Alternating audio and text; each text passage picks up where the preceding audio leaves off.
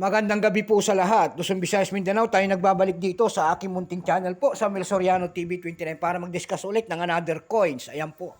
Ayan po ang ating coins sa harap. Ayan, magandang gabi po sa lahat ng kolektor kung saan kayong dako ng mundo po, lalong-lalo na ang aking mga subscriber po.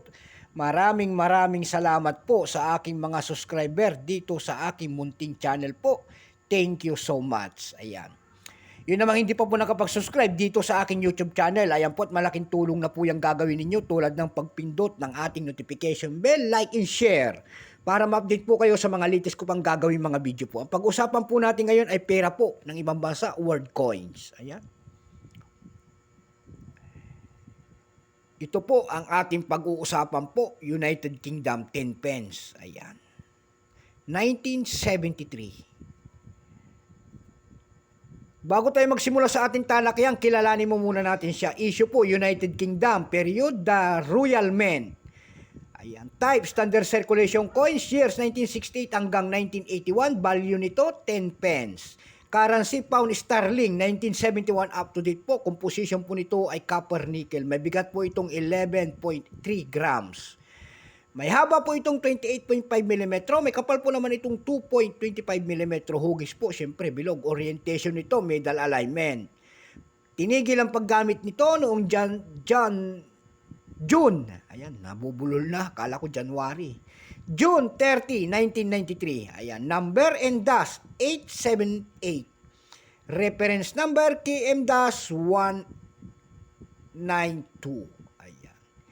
Ito pong year 1973 na ito, may tinatawag sila, dalawang variety po. May proof ito at saka common. Ayan, itong hawak natin, common to syempre.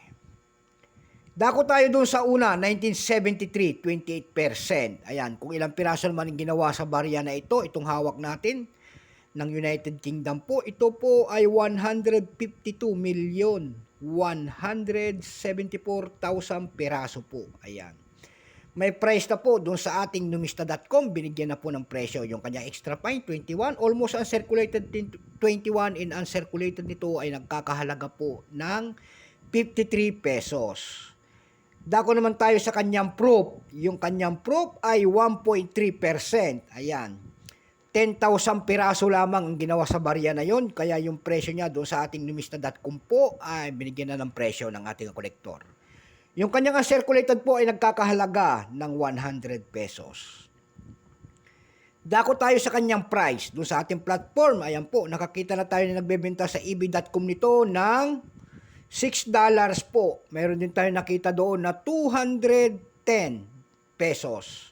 Sa Carousel PH po, may nagbebenta na nito ng 180 pesos and then 140 pesos. Yun lamang po ang aking may babahaging price niya. Ayan, sagad na po, wala na tayong detalye. So hanggang dito na lamang po, Luzon, Visayas, Mindanao, kung saan kayong dako ng mundo po. Keep safe po sa lahat, and God bless.